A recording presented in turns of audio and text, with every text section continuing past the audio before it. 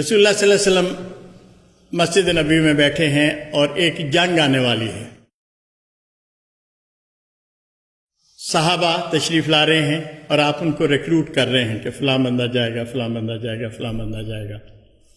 ایک خاتون اپنے ایک بیٹے کو لے کر آتی ہیں، خود پیچھے رہتی ہیں. بیٹے کو انہوں نے سمجھا بجھا کے بھیجا ہے. اس کی عمر چھوٹی ہے لیکن اسے کہا کہ ذرا اونچے اونچے قدم رکھنا تاکہ ذرا بڑے نظر آؤ، اور تلوار کو لٹکانے کا فن سکھا کے بھیجا اور کہا کہ جا کے رسول اللہ صلی اللہ علیہ وسلم جن لوگوں کو ریکروٹ کر رہے ہیں اس میں اپنا نام لکھواؤ. وہ نوجوان رسول اللہ صلی اللہ علیہ وسلم کی طرف آگے بڑھا. آپ نے اس کو دیکھا، مسکرائے اور کہا بیٹا آپ کی عمر ابھی جنگ میں جانے کی نہیں ہے، بچوں کو ہم جنگ میں لے کر نہیں جاتے ہیں. وہ نوجوان بھی پریشان ہوا اور اس کی والدہ اس سے کہیں زیادہ پریشان ہوئی، جو یہ سوچ کر آئی تھی کہ میرے لیے ایک موقع بنا ہے، میں اپنے بچے کو اس جنگ میں بھیجوں، غازی بن کے آئے یا شہید بن کے آئے. چنانچہ مایوسی سے واپس آیا اور ماں اس کو لے کر بہت بوجھل قدموں کے ساتھ اپنے گھر کی طرف گئی. مجلس ختم ہوئی، ریکروٹمنٹ کا پروسیس مکمل ہوا تو رسول اللہ صلی اللہ علیہ وسلم اپنے گھر نہیں گئے، سیدھا اس خاتون کے گھر گئے. دروازہ ناک کیا، نوجوان باہر آیا، اس کی انگلی تھامی، اندر گئے اور اس کی والدہ سے کہا مجھے پتہ ہے آپ شوق میں ہیں، صدمے کی حالت میں ہیں، میں چاہتا ہوں زید مجھے قرآن مجید سنائے. انہیں بہت عجیب سا لگا. کہا زید کچھ یاد ہے؟ اس نے کہا ہاں یا رسول اللہ مجھے فلاں فلاں صورت یاد ہے. کہا سناؤ.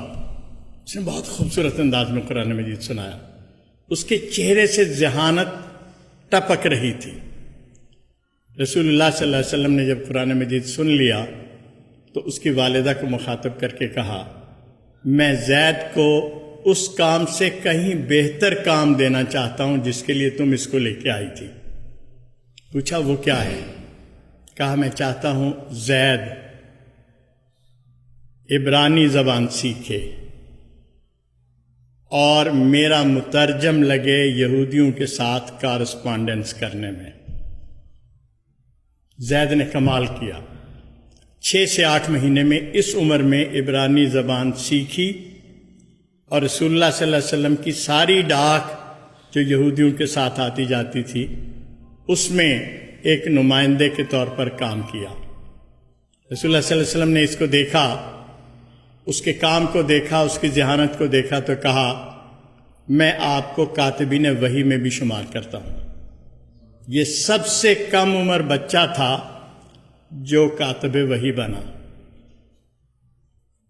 ایک نئی اپرچونٹی رسول اللہ صلی اللہ علیہ وسلم نے اس ساری سچویشن کے اندر سے نکالی اور اس شخص کو ایک بالکل نئی نہج پہ تربیت دے کر لا کے کھڑا کیا. رسول اللہ صلی اللہ علیہ وسلم دنیا سے تشریف لے گئے. حضرت ابو بکر، حضرت عمر، حضرت عثمان سارے جمع ہوئے. کہا قرآن مجید تو بکھرا بکھرا ہے مختلف جگہوں پہ اور کوئی ایک جگہ نہیں ہے جہاں اس کو پوری طرح ترتیب دیا گیا ہو. یہ کام کون کر سکتا ہے؟ سب نے بالاتفاق کہا زید بن ثابت ہی صرف یہ کام کر سکتا ہے. چنانچہ اب اگلی اسائنمنٹ ان کو وہ ملی جو قرآن مجید آج ہم پڑھ رہے ہیں. یہ زید بن ثابت کا جمع کردہ وہ سارا نسخہ ہے جس کو انہوں نے کتابی شکل میں ڈھالا تھا.